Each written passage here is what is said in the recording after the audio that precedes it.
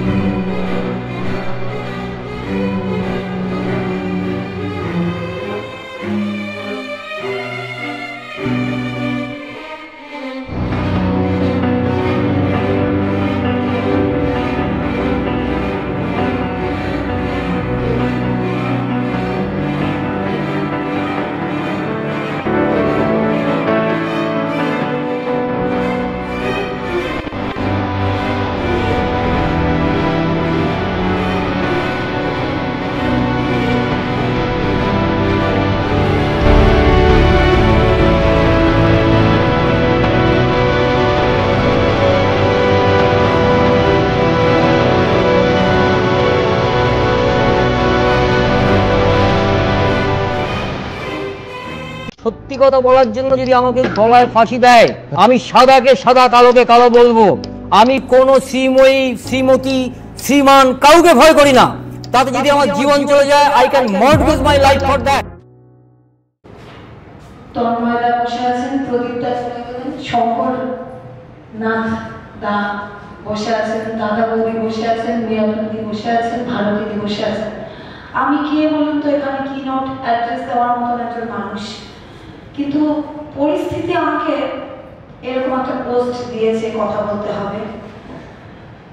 আমার মাথা থেকেই এসেছিল যে ভারত সভায় উনি যখন বেঁচে থাকতেন, ভারত সভার সঙ্গে যুক্ত ছিলেন, যে অভয়া কাণ্ডের পর কনভেনশন হয়েছিল, উনিও এসেছিলেন, আমিও এসেছিলাম, যে আরো বেশি হওয়া উচিত। কিন্তু বুঝতে পারিনি যে আমার পরিবারের কেউ চলে যাবেন এভাবে, আর তারপরে আমাকে এরকম কনভেনশন রাখতে হবে মানিকবাবুকে বলে। আসলে 23শে অক্টোবরের পর গুছিয়ে কথা বলার ক্ষমতা আমার আর নেই। আমি বাড়ি থেকে এত বড় একটা সংস্থায় এসে কথা বলবো, আমার তো গুছিয়ে আসারই কথা ছিল। 23শে অক্টোবরের পর থেকে বাকি জীবন আমি আর কোনোদিন গুছিয়ে কথা বলতে পারবো না। আমার যা মনে হবে আমি তাই বলবো।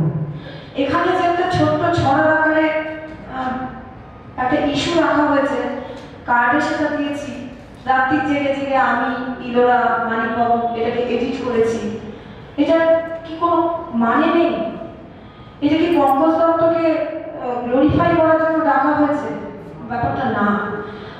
উনি চলে গেছেন, ওনাকে স্মরণ রেখে আপনাদের মনে করিয়ে দেওয়া যে 34 বছর একটা সরকার আমরা দেখেছিলাম, তারাও নিরঙ্কুশ ছিল, তারাও বিভিন্ন শহীদদের নিয়েছিল, তারাও অনেক খারাপ কাজ করেছে, অতিষ্ঠ হয়ে আমরা আরেকটা সরকারকে এনেছি। কিন্তু এই সরকারটা এমন নিরঙ্কুশ, এত জনপ্রিয়, এত ভালোবাসে মানুষকে, এত কল্যাণকামী, যে 14 বছর ধরে সাধারণ মানুষ থেকে বিশিষ্ট মানুষ সবাই আদালতে দৌড়বে, হয় শাসকের বিরুদ্ধে অর্থাৎ শাসক দল পরোক্ষভাবে আছে, না হলে সরকারের বিরুদ্ধে ছোট ছোট ইউনিট হিসেবে মানুষ গিয়ে আদালতের দরজায় খটখট খটখট খটখট করে।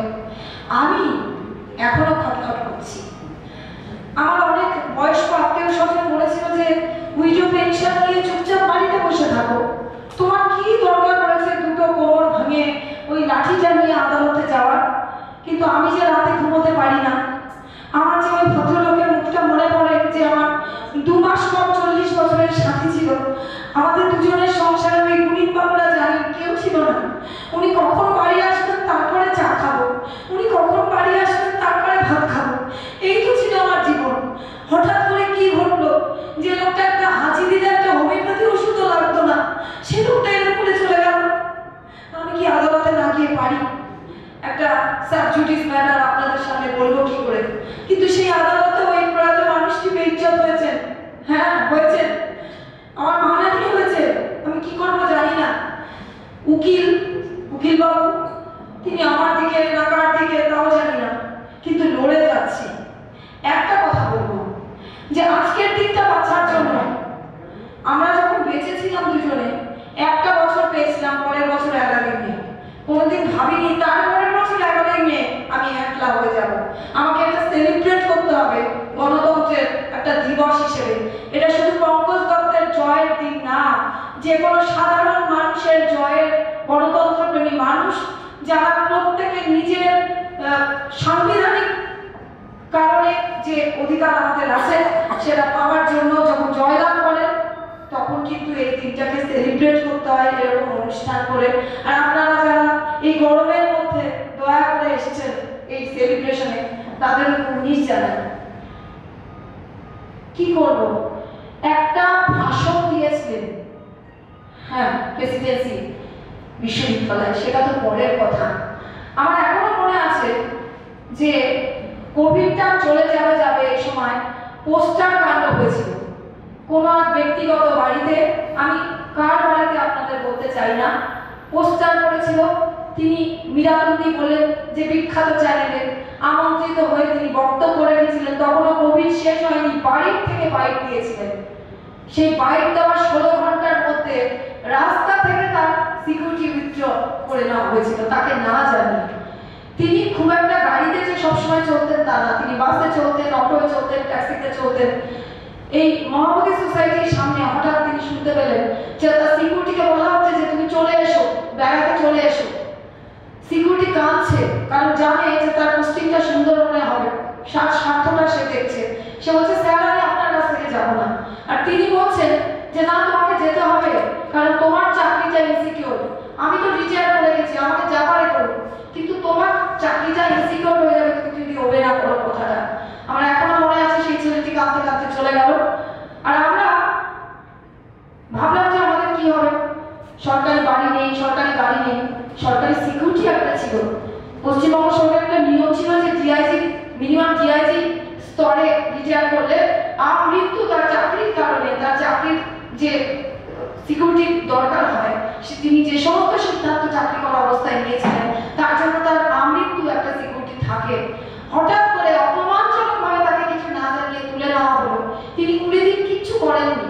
তখন আমরা কয়েকজন, বিশেষ করে আমি বলেছিলাম যে দেখি না কি বলে, যুক্তিটা কি দেখায়। তিনি গেলেন, তিনি সিঙ্গেল বেঞ্চে জিতলেন। সিঙ্গেল বেঞ্চে জেতার দিনই সরকার চলে গেল হায়ার বেঞ্চে, এবং তারপরে হায়ার বেঞ্চেও সেটা বহাল রাখলো, অর্থাৎ সিঙ্গেল বেঞ্চের রায়টা।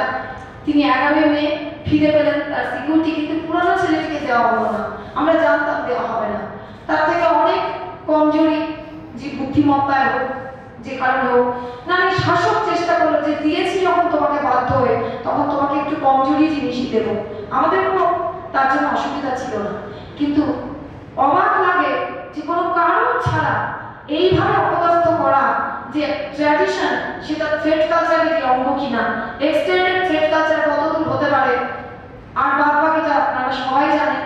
কিন্তু আমি এই যে একলা লড়াই, বেঁচে থাকার লড়াই, বেঁচে থাকতে থাকতে তার কথা ভাবার লড়াই, আদালতের লড়াই, আবার টার্গেট হওয়ার লড়াই, সব মিলিয়ে আপনাদের বলবো যে এই ধরনের জনপ্রিয় সরকার, মীরাটুন্ডি বললেন, খুব মানে ডিসক্লেমার দিয়ে বললেন যে আমি কোনো রাজনৈতিক বক্তব্য রাখিনি। কিন্তু আমরা তো রাজনীতি বাদ দিয়ে থাকতে পারি না, আমরা তো ভোট না দিয়ে নোটায় দিয়েও থাকতে পারি না, আমরা তো পায়ে ছুটি বলিয়ে হয়তো সল্টলেক অঞ্চলের লোক কেউ ভোট দিতেই যায় না। আর সেই যেরকম ভাবে রেজাল্ট বেরোলে আমরা দেখতে পাই, 34 বছরেও যা দেখেছি, এই 14 বছরেও তাই দেখেছি, যে 12টার পর থেকে কিন্তু সেই যা আগে ছিল তাই আছে। আমি তাই রাজনৈতিক বক্তব্য না রেখেও বলবো যে আপনারা ভাববেন যে এইরকম নিরঙ্কুশ সংখ্যাগরিষ্ঠ সরকারের হাতে থেকেও কেন আমাদের আদালতে যেতে হয় প্রত্যেকটা মানুষকে, এটা ভেবে দেখবেন। ধন্যবাদ। চিকিৎসক ছাত্রী নির্মম হত্যাকাণ্ডকে আড়াল করতে কলেজের অধ্যক্ষ, অধিকর্তা, স্বাস্থ্য সচিব, স্বাস্থ্যমন্ত্রী, পুলিশ মন্ত্রী তথা মুখ্যমন্ত্রী এবং পুলিশ কমিশনারের ভূমিকা দেখে স্তম্ভিত হয় আপামর জনসাধারণ। হত্যার মূল তথ্য প্রমাণ লোপাট করতে 14ই আগস্ট কলকাতার পুলিশ কমিশনারের উপস্থিতিতে চলে আরজিকর হাসপাতালে ভাঙচুর। প্রাকৃতিক দুর্যোগ উপেক্ষা করে খোলা আকাশের নিচে চলে জুনিয়র ডাক্তারদের জান কবুল আন্দোলন। সরকারের দুঃশাসনের বিরুদ্ধে পুলিশ কমিশনারকে প্রতীকী শীত দ্বারা উপহার, অনশন, অবস্থান। শাসক বাধ্য হয় তদানীন্তন সিপিডিসি নটকে অপসারণ করতে। জুনিয়র ডাক্তারদের তীব্র আন্দোলনের মশাল ধরে এগিয়ে নিয়ে যান সিনিয়র ডাক্তারবাবুরা। সাথে নাগরিক আন্দোলন তো ছিল। জন্ম হয় অভয় মঞ্চের। শাসকের ক্ষতিপূরণ দেওয়ার অপচেষ্টা, উৎসাহ এবং অপপ্রচারকে অবজ্ঞা করে সন্তান বিয়োগের শোক বুকে চেপে ন্যায় বিচারের দাবিতে অনড় থাকে অভয়ের মা বাবা। কখনো তারা রাস্তায় নামেন, কখনো বিচারালয়ের দ্বারস্থ হন। দুর্দমনীয় জেল ও প্রতিবাদ কর্মসূচির দ্বারা সরকারের উপর চাপ সৃষ্টি করে অভয়ার বিচার প্রক্রিয়া সুপ্রিম কোর্ট থেকে কলকাতা হাইকোর্টে ফিরিয়ে এনে ন্যায় বিচারের তদন্তের গতি বাড়াতে সক্ষম হয়েছে জেপিডি, ডব্লিউবি, জেডিএফ এবং অভয়া মঞ্চ। প্রাক্তন আইজি পঙ্কজ দত্ত 3 দশকের বেশি সততা, ন্যায়, নিষ্ঠা, নিরপেক্ষতার সঙ্গে জনগণের সেবা করে অর্জন করেছেন রাষ্ট্রপতি পদক ও পশ্চিমবঙ্গ রাজ্য পদক। সেই প্রাক্তন আইজি পঙ্কজ দত্ত বর্তমান প্রশাসনের চূড়ান্ত দুর্নীতি, অপদার্থতা ও গাফিলতির বিষয়ে লাগাতার সরব ছিলেন। শাসকের রক্তচক্ষু উপেক্ষা করে ফলস্বরূপ কেড়ে নেওয়া হয় তার ব্যক্তিগত সুরক্ষা ব্যবস্থা। পরে অবশ্য মহামান্য কলকাতা হাইকোর্টের ডিভিশন বেঞ্চের নির্দেশে তিনি ফিরে পান তার ব্যক্তিগত সুরক্ষা ব্যবস্থা। 11ই মে 2023 রাজ্য প্রশাসনিক অন্যায়ের বিরুদ্ধে আদালতে প্রধান বিচারপতি ডিভিশন বেঞ্চে তিনি জয়লাভ করেন। প্রেসিডেন্সি বিশ্ববিদ্যালয়ের বিরোধীয় হলে অভয় হত্যাকাণ্ডের গণকনভেনশনে পঙ্কজ দত্তর আমন্ত্রিত বক্তব্য রাখার পরই তাকে ভুয়ো এফআইআর এর সম্মুখীন হতে হয়। জেরার নামে কলকাতা পুলিশ তাকে চূড়ান্ত হেনস্থা অপমান করে। এই ঘটনার 17 দিনের মাথায় তিনি জ্ঞান হারান। 37 দিন মৃত্যুর সঙ্গে লড়াই করে শেষ নিঃশ্বাস ত্যাগ করেন। তার অন্ত্যেষ্টি ক্রিয়া সম্পন্ন হয় কাশীর মণিকর্ণিকা ঘাটে। পঙ্কজ দত্তর হাতে তৈরি মুখর বাংলাতে ইন্দ্রাণী ইউটিউব চ্যানেল এর পক্ষে সহযোদ্ধা ইন্দ্রাণী দত্ত কুর্নিশ জানায় জেপিডি, ডব্লিউবি, জেডিএফ এবং অভয় মঞ্চকে স্যালুট জানায় অভয়ের মা বাবাকে ন্যায়ের দাবিতে অনড় থাকার জন্য। এই উপলক্ষে একটি কথা বলা। ভারত সভা হল, কলকাতা, রবিবার 11ই মে 2025। এই উপলক্ষে একটি কথা বলার, কেন মুখর বাংলার ইন্দ্রাণী 11ই মেকে বেছে নিয়েছেন? কারণ 11ই মে 2023-এ রাজ্য প্রশাসনিক অন্যায়ের বিরুদ্ধে আদালতে নেমে প্রধান বিচারপতি ডিভিশন বেঞ্চে তিনি জয়লাভ করেছিলেন। সেই জন্য এই দিনটাকে বেছে নেওয়া হয়েছে এই আলোচনা সভার জন্য। এখন মুখর বাংলার ইন্দ্রাণী সহযোদ্ধা ইন্দ্রাণী দত্ত, অভয় মঞ্চের কনভেনার, যুগ্ম কনভেনার ডক্টর তমনাশ চৌধুরীর হাতে এই পদকটি তুলে দেবেন।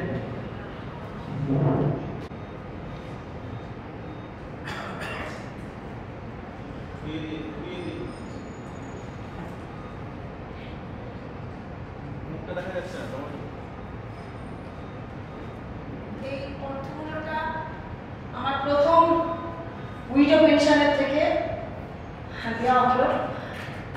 আমি মনে করি আমি খরচ করতে পারছিলাম না কোনো একটা জায়গায় নিজের জন্য, তাই তমনাশ দ্বারা আমাকে